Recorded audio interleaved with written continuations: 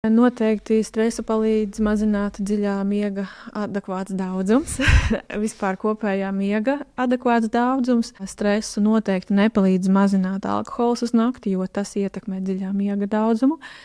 Stresu palīdz mazināt, vadīt tātad fiziskās aktivitātes, jo fiziskās aktivitātes iegriež mūsu fizioloģiju, pastresina, un tad mūsu fizioloģija meklē to otru pusi, to relaksāciju, un tad ir tāds laba arī tāda fizioloģiski iegriežās, nomierinās, tas tā kā mums palīdz stāties pretī stresoriem, nelabvēlīgiem.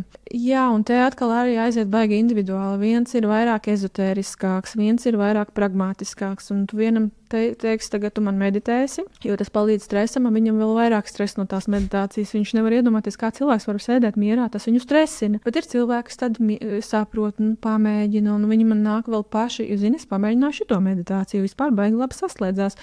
Un tad ir tādi, kas krāso mandalas, un man ciest nevar krāsot mandalas, un tas ir ļoti, ļoti individuāli, bet galvenais, ka tu cilvēku māci teorētiski. Tātad ir emociju veselīgās regulācijas stratēģijas, ka es savas emocijas regulēju tur pastaigu ar sarunu, nomierinos, tātad mazinu savu stresu, un ir neveselīgās, tur alkohols, tur binge watching un tā, un tad tu iedod tādu bišķu teoriju. Un tad skaties, kas saslēdzās, kas nesaslēdzās.